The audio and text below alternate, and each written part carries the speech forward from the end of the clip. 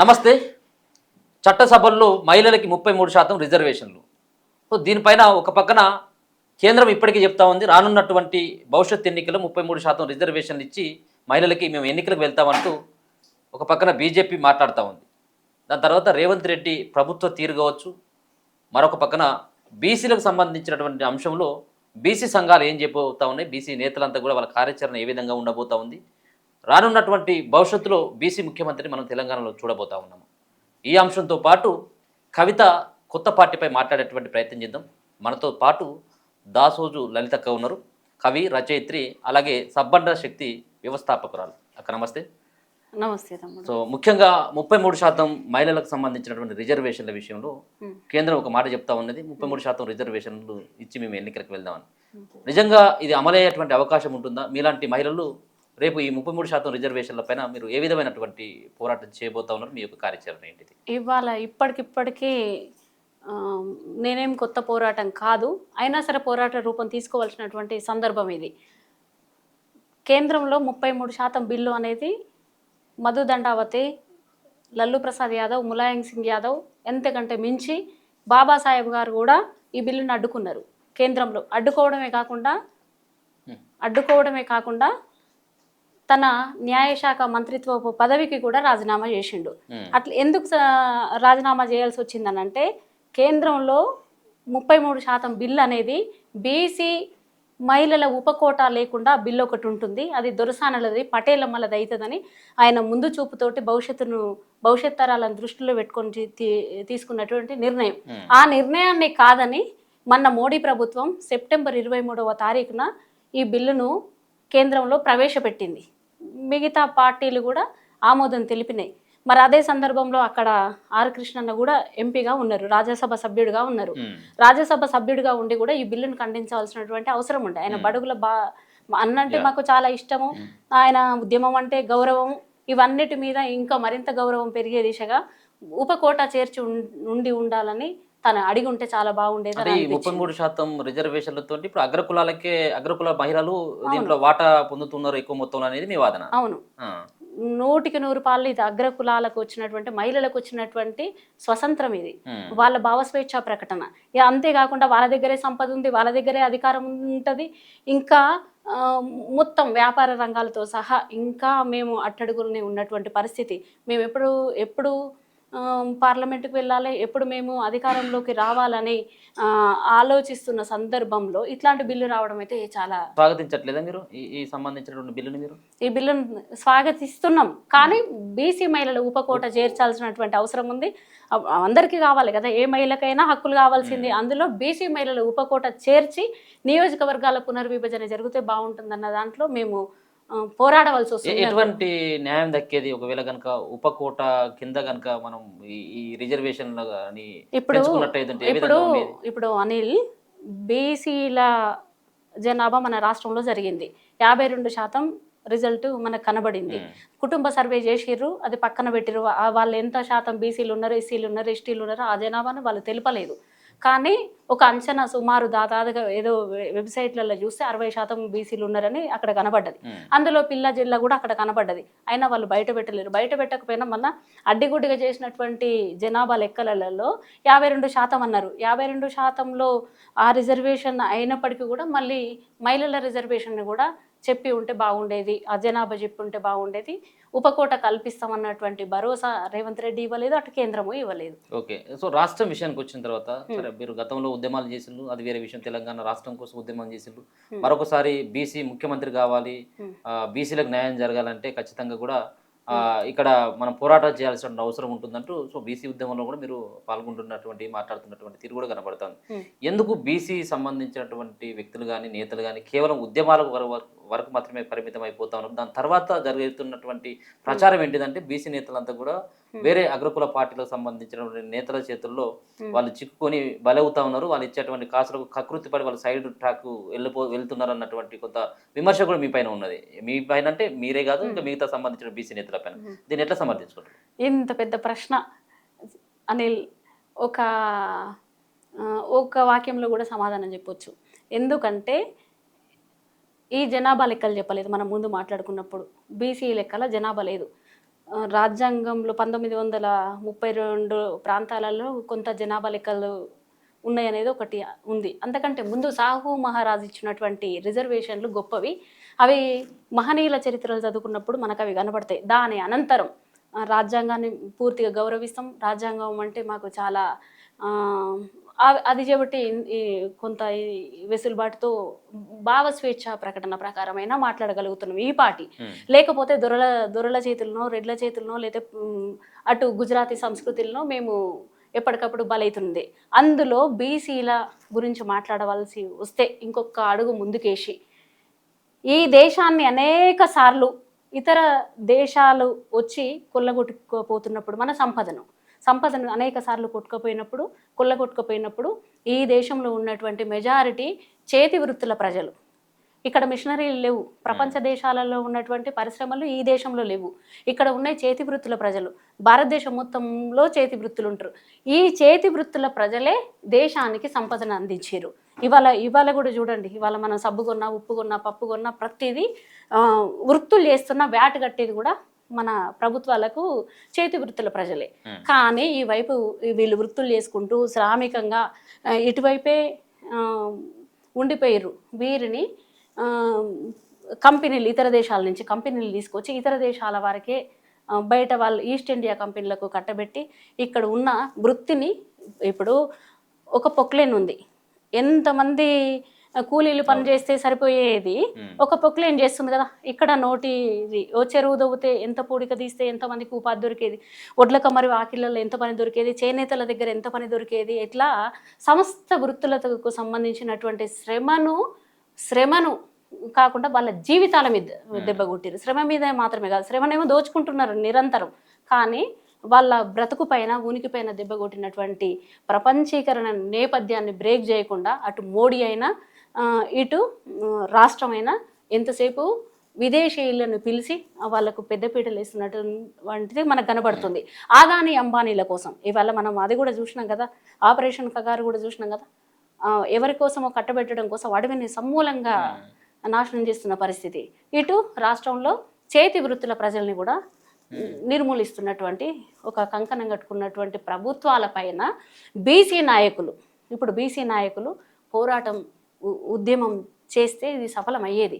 కానీ ఇంత మెజారిటీ నాయకులు ఉండి కూడా ఇంతేకాకుండా పార్టీలలో కూడా నాయకులు ఉన్నారు. వీరంతా కలిసి మనం అనుకున్నట్టు తమిళనాడు తరహాలో ఈ 42 కామారెడ్డి డిక్లరేషన్లో ఏదైతే చెప్పిండ్రో దాన్ని అమలు చేసే దిశగా ఉద్యమం జరగవలసినటువంటి అవసరం ఉంది. ఎంపీలు రాజీనామా చేయాలి, ఎమ్మెల్యేలు రాజీనామా చేయాలి.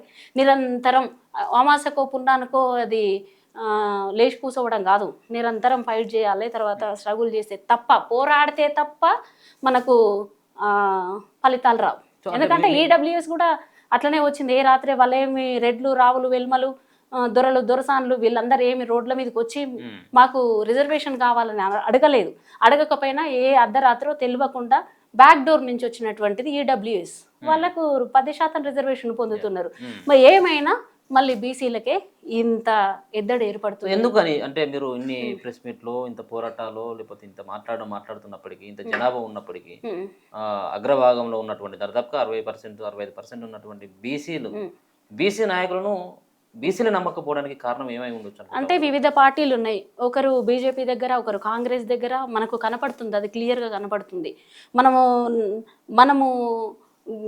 మన జనాభాను మేల్కొల్పి, మన జనాభాను చైతన్యం చేసి, మన లోపల ఉన్నటువంటి అనేక విషయాలు మీరు విన్నరో లేదో, చిరంజీవి సార్ ఇదే వేదిక మీద చెప్పిండు. ఇగో కంపెనీలు మనవి కావు, ఇగో మన సర్పంచులకు ఇగో ఈ పరిస్థితి ఉంది, స్థానిక సంస్థలలో ఈ పరిస్థితి ఉంది, ఉద్యోగం దగ్గర ఇంత లోటు ఉంది, వ్యాపారాల దగ్గర ఈ లోటు ఉంది, విద్య, వైద్యం, ఆర్థిక రంగం అన్నీ సకలం మొత్తము అగ్రకులాల దగ్గర ఉన్నాయి, అగ్రకుల పార్టీల దగ్గర ఉన్నాయి. వాళ్ళందరూ వేరు కాదు. టీఆర్ఎస్ వేరు కాదు, బీఆర్ఎస్ వేరు కాదు, బీజేపీ వేరు కాదు, కాంగ్రెస్ వేరు కాదు. ఇవందరూ లోపల ఉన్న నాయకులంతా ఒక్కటే. వాళ్ళంతా దాచుకో అనే తీరుగా ఉండరు. వాళ్ళు మనకేమి స్వతంత్రాన్ని ఇవ్వరు. వాళ్ళని ఎవరో ఒకరు అట్లా ఉద్యమం చేస్తుంటే వాళ్ళ కాళ్ళ కింద పెట్టుకుంటున్నటువంటి సంగతి. వాళ్ళ సంకలలో దూరుతున్నారు. మేము మాకు పార్టీలతో సంబంధం లేదని ఎట్లయితే తెలంగాణ ఉద్యమంలో పాల్గొన్నామో అట్లా బయటికి వస్తే తప్ప ఆర్ కృష్ణన్న రాజీనామా చేయాలి, జాజులన్న రాష్ట్ర వ్యాప్తంగా ఉన్న శ్రేణులకు పిలుపులు ఇవ్వాలి, చిరంజీవి సార్ లాంటి వాళ్ళు పెద్ద ఆయనను కలుపుకొని మనం పనిచేయాల్సినటువంటి అవసరం ఉంది. జస్టిస్ ఈశ్వరయ్య గారు ఇవాళ వెళ్ళి కవితతో పనిచేయడం అయితే చాలా బాధాకరం అనిపిస్తుంది. అట్లనే జస్టిస్ చంద్రకుమార్ సార్ ఇట్లాంటి వాళ్ళు అక్కడికి వెళ్ళడం అయితే మాకైతే బాధాకరమే అనిపిస్తుంది. ఏదేమైనా తెలంగాణ రాష్ట్రం చైతన్యవంతమైనది, కానీ పోరాట రూపాలు కూడా తీసుకుంటేనే తప్ప సాధించలేమనేది మనము తెలుసుకోవాల్సినటువంటి అవసరం ఉంది. అంటే మొన్న జరిగినటువంటి ఎన్నికలు మనం చూస్తే మున్సిపాలిటీలు కావచ్చు, సర్పంచ్ ఎన్నికలలో కొంత కనబడ్డది, బీసీల హవా కనబడ్డది, మెజార్టీ స్థానాలు గెలుచుకోగలిగిండు. రెండోది ఆ పార్టీలు సైతం కూడా అదే స్థాయిలో కొంత ఉద్యమానికి భయపడో లేకపోయినట్టయితే పెట్టినటువంటి మేనిఫెస్టోలో పెట్టినటువంటి అంశాలను పరిశీలించో ఏదో రకంగానైతే కొంత సీట్లు ఎక్కువనే ఇవ్వడం జరిగింది, గెలుచుకోవడం కూడా అదే విధంగా బీసీలు గెలవడం జరిగింది. సో అసెంబ్లీ ఎన్నికలకు వచ్చేసరికి ఇటువంటి ఇటువంటి పరిస్థితి ఉంటుందంటారా, లేకపోతే అప్పటి వరకు మళ్ళీ? ఏదేమైనా తమ్ముడు అనిల్, ఆర్థిక సంపద వైపు ఒక ఎమ్మెల్యేకి పోటీ చేయాలంటే డబ్బుతో కూడుకున్నది అనేది తీరుగా మన నాయకులు తయారు చేసి పెట్టిండ్రు. ఇవాళ డబ్బే ఎజెండాగా నడుస్తుంది. ఇక బీరో బిర్యానీలు ఇట్లాంటివని చెప్పి మన ప్రజల్ని కించపరుస్తున్నారు, అవమానపరుస్తున్నారు. ఆ నిమిషానికి ఈరోజు అదే ప్రజల దగ్గరికి వచ్చి ఓటు భిక్షం అడిగినటువంటి నాయకులు ఎవరైనా పార్టీలలో ఉన్న ఏ నాయకులైనా మళ్ళీ తిరిగి ఈ ప్రజలకు ఏమన్నా సేవ చేయడానికి రావట్లేరు. ఎందుకు రావట్లేరు అంటే మేము బీర్ ఇచ్చినామో బిర్యానీ ఇచ్చినామో లేకపోతే ఏదో ఒకటి అంటారు, ప్రజల్ని బదనాం చేస్తున్నారు. కానీ మేము మేము ఇవేవి పంచం, మీకు సేవ చేస్తామని సేవా దృక్పథంతో ఒకరైన బాండ్ పేపర్ రాసిచ్చిరా? ఆ రాజకీయాలు జరిగితే తప్ప పోటీ తత్వంలో కోట్ల రూపాయలు ఖర్చు పెట్టి మన ప్రజల్ని తప్పు పట్టిస్తున్న సంగతి మనం అందరం చూస్తున్నాం. ప్రజలది ముమ్మాటికి తప్పు కాదు. ఎందుకంటే వాళ్ళు లేదు కోట్ల రూపాయలు పంచుతున్నారు కదా, కోట్ల రూపాయలు దోసుకుంటున్నారు. మేము అందరి దగ్గర నుంచి తీసుకుంటాము, మాకు నచ్చిన కోటేస్తామని అంటున్నారు. ప్రజలు రైటే. ఇప్పుడు లేదు ప్రజలు డబ్బులు అంటే నాకు ఇచ్చి నీకు ఇవ్వకపోయేసరికి రోడ్డు మీదకి వచ్చి నాకు ఎందుకు ఇవ్వలేదు అన్నటువంటి డిమాండ్ వినబడతాం. అది కూడా మంచిదే. ఇట్లా ఎందుకనంటే 3 పార్టీల్లో 4 పార్టీల్లో పంచుతున్నాయి. పంచిన తర్వాత అదేంది ఏదో ఒక పార్టీ గెలుస్తుంది. మరి మీకు ఉన్నాయి కాబట్టి పంచుతున్నారు. కానీ ఇంకా రేపు అంటారు ఈ పంచడం ఏంది, ఇది ఏ విధంగా పంచుతుంది, ఇది ఎవరు సొమ్మని ప్రజలు తిరుగుబాటు చేసే కాలం అతి తొందరలోనే ఉంది. వీళ్ళకు మనకే ఇంత పంచితే ఇంత జనాభాలో కానీ లెక్కలు వేసుకునే ఒక రోజు తప్పకుండా ప్రజలను చైతన్యం చేసే బాధ్యత మీలాంటి జర్నలిస్టుల మీద ఉంది, మాలాంటి వాళ్ళ మీద కూడా ఈ బాధ్యత ఉంది. ప్రజలు కూడా ఆలోచిస్తారు. మీరు చూసిరో లేదు, ఈ డిమాండ్సే విన్నారు. లోపలికి వెళ్ళిన తర్వాత నేను చాలా గ్రామాలకు వెళ్తున్నప్పుడు కూడా ఎందుకు తీసుకోం పార్టీల దగ్గర, అన్ని పార్టీల దగ్గర మేము పైసలు తీసుకుంటాం, మరి దోసుకుంది మా మీదనే. కానీ ఈ ఓట్ల పండుగలను వచ్చినప్పుడు అది వాడు ఎంత దోసుకున్నాడో మరి దాచుకుంటాడో దానికోసమే ఇట్లా జరుగుతుందని మాట్లాడుతున్న క్రమంలో ఆలోచన మొదలైంది. వాడే ఇప్పుడు ఊళ్ళో గడీలు కూలితే పట్నం వచ్చిర్రు, పట్నం గడీలు కూడా కూలాలి అంటే ఆ వ్యవస్థను కూల్చే దిశగా యువత ఆలోచించాలి.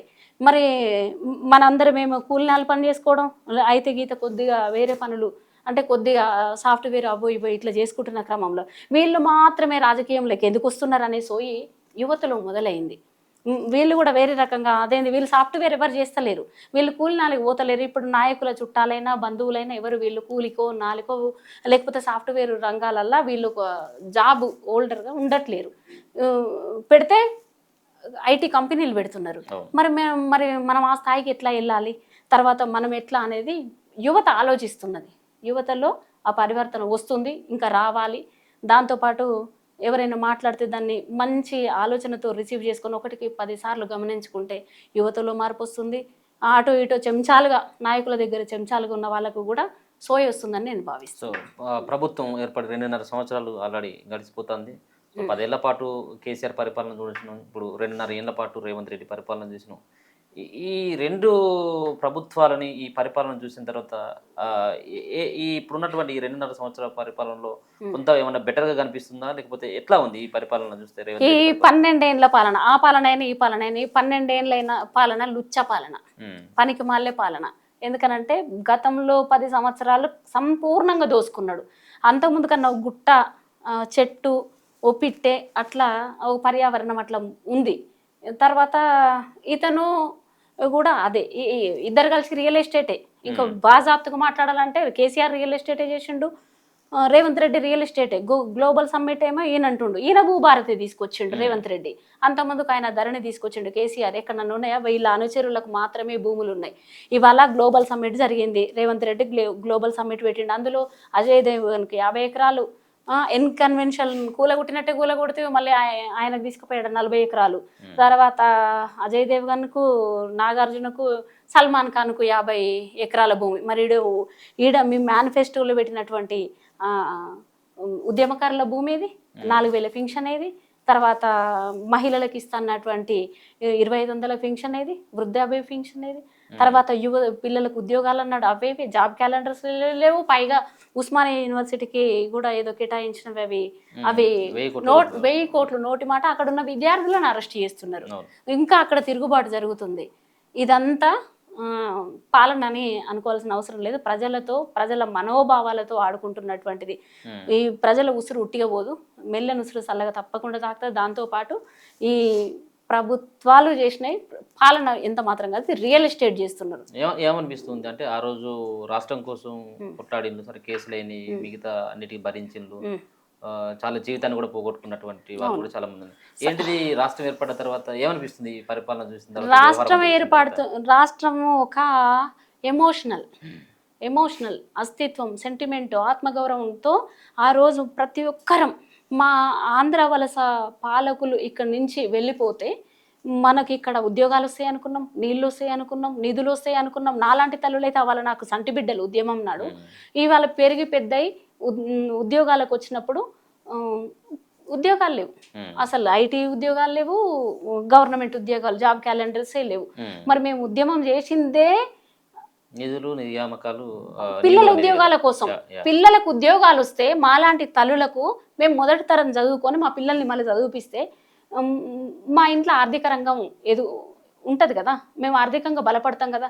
తర్వాత మా కుటుంబం ఆర్థికంగా బలపడితే మాకు ఆరోగ్యం ఉంటుంది కదా. దాంతోపాటు ఆత్మగౌరవంగా బతికే ఒక సోర్సులని వీళ్ళు ఉద్యోగాలు ఇవ్వకపోవడం అని అంటే వీళ్ళ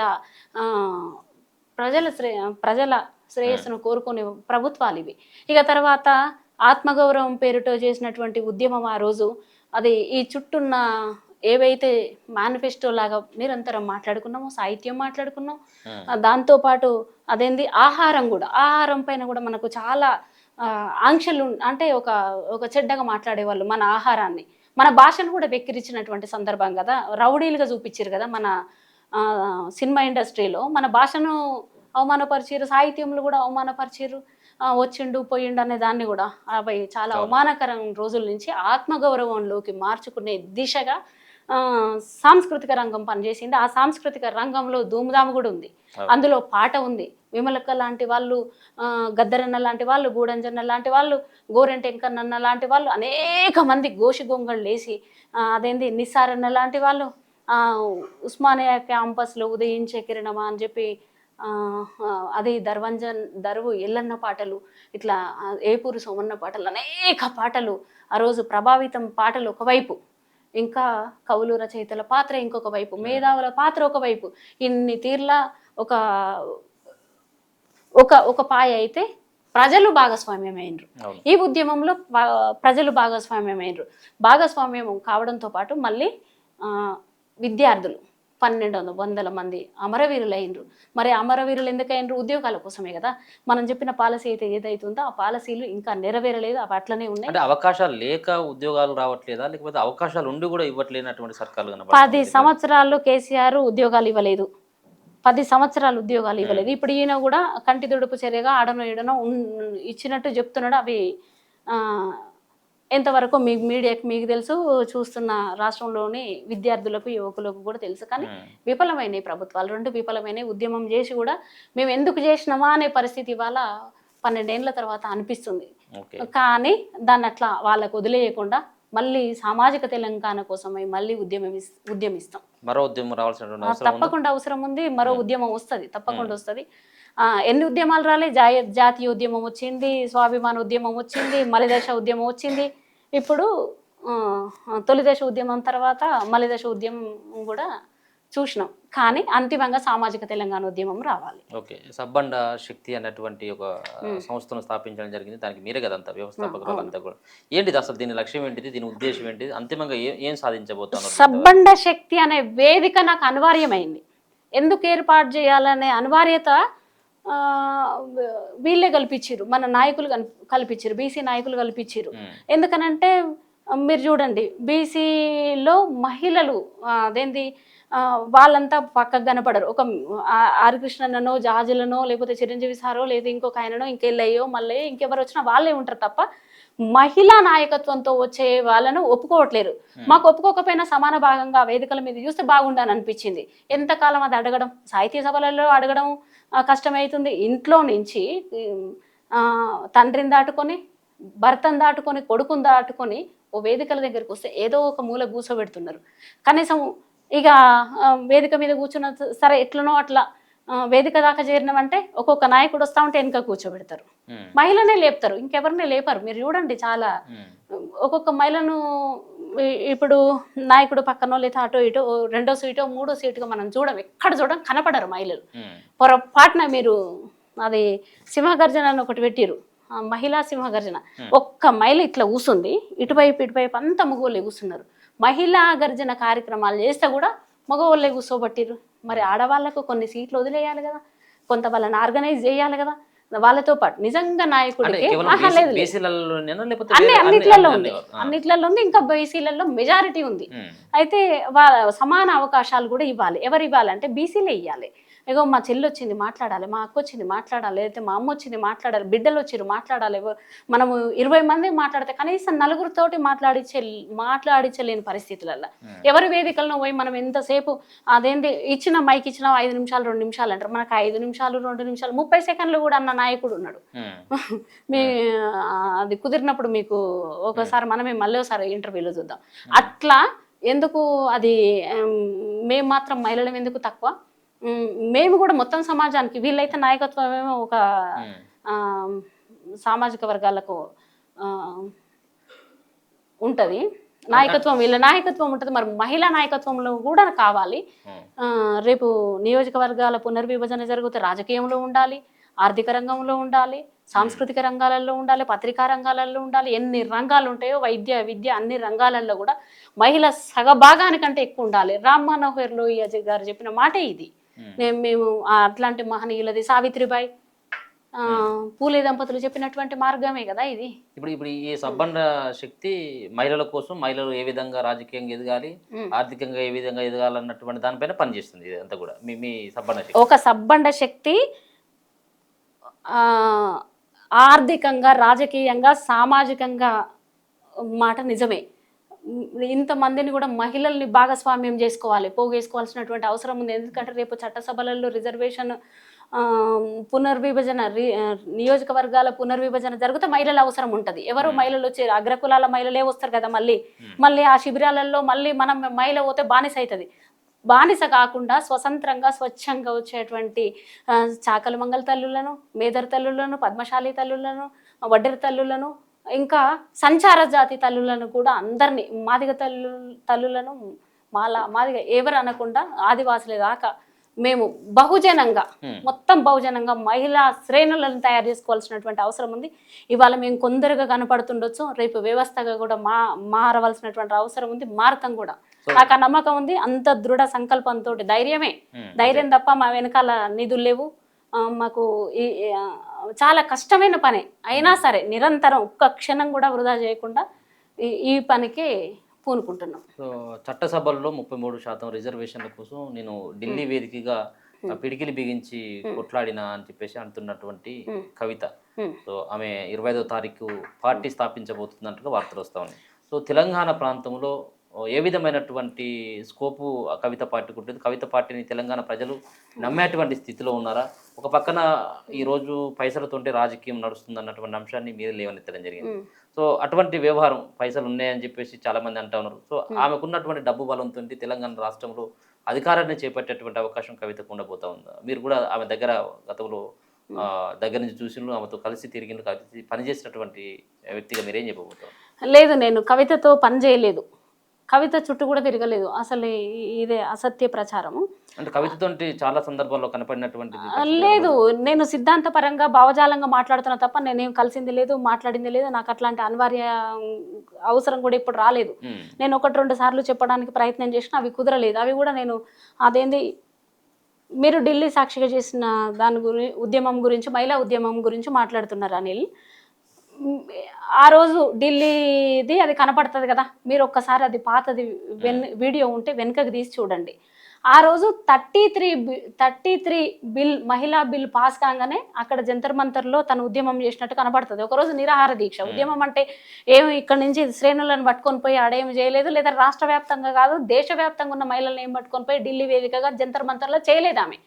మీరు చూడండి, ఇవాళ పటేల్ అమ్మలది దొరసాన్ల బిల్లు 33%ది. నేను ఇవాళ కాదు చాలా ఏండ్ల సంది మొత్తుకుంటున్నటువంటి ఈ బిల్లు, నేను ఇదే బిల్లు కోసమే పనిచేస్తున్నా. నా చివరి వరకు కూడా నేనున్నంత వరకు దాన్ని సాధిస్తానే నమ్మకం అయితే నాకుంది. తోటి మహిళలను కలుపుకొని సాధించలేకపోయినా నా అనంతరం వచ్చే వాళ్ళైనా దాన్ని పట్టుకుంటారు. నేనేమని చెప్తున్నా అంటే, ఆ రోజు మీరు వీడియోలు చూడండి, 33% బిల్లు పాస్ అయితే ఆమె నేను చేయబట్టే బిల్లు వచ్చిందని బుక్క గులాలు చల్లుకుంది. మరి బీసీల ఉపకోట అక్కడ లేదు. బీసీ ఉపకోట బిల్లు వస్తే ఈమె బుక్క గులాలు చల్లుకోవాలి.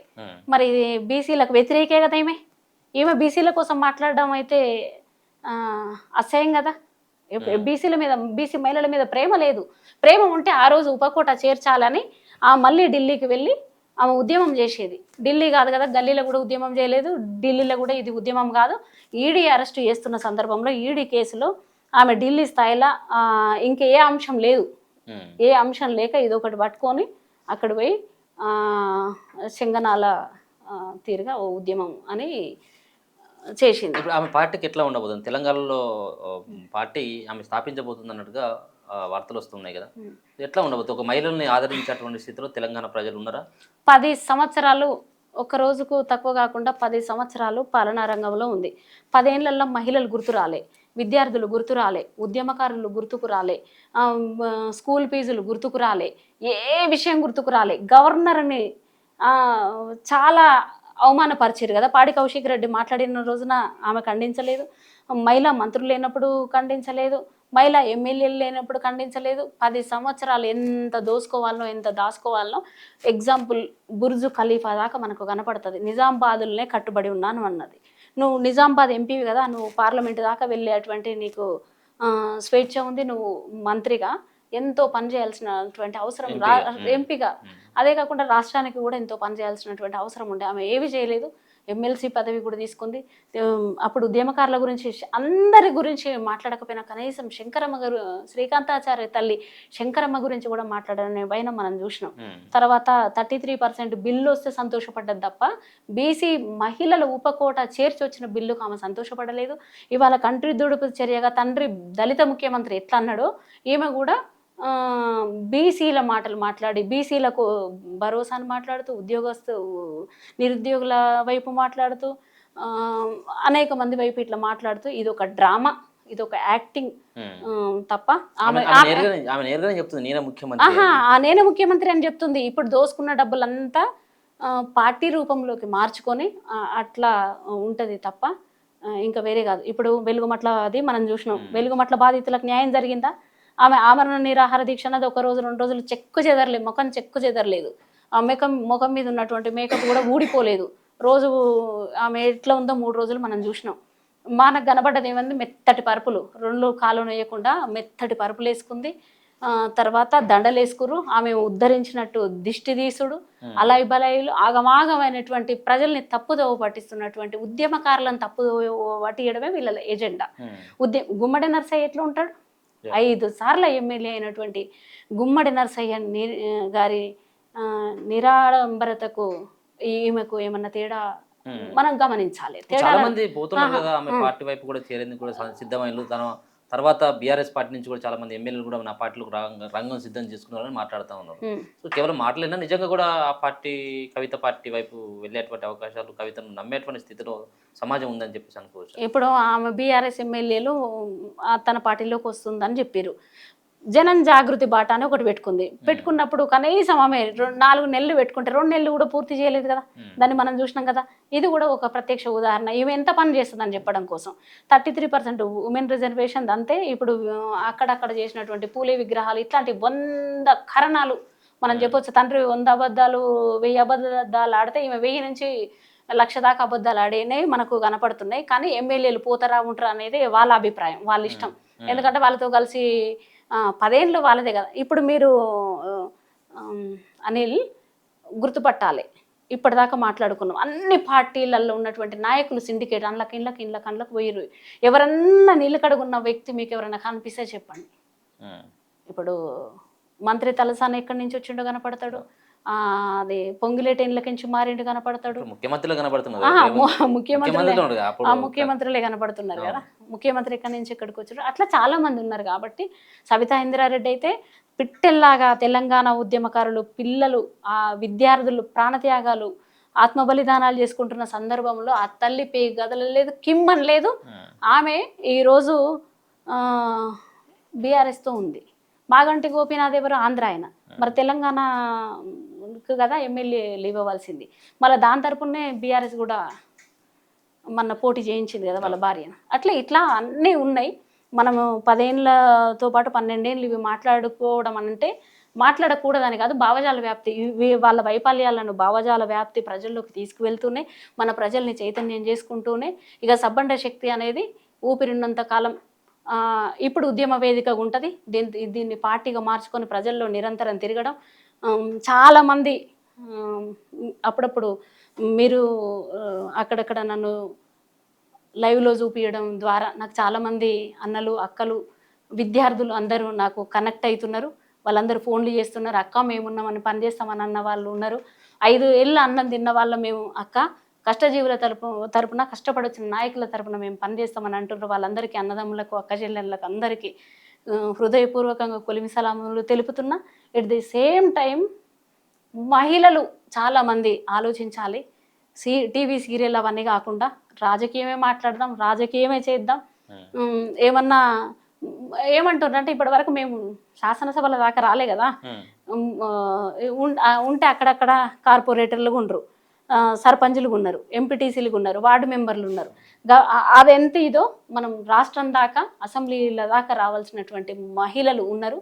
ఇది సబ్బండ వర్గాల ప్రజలు వస్తారని ఆశిస్తున్నా.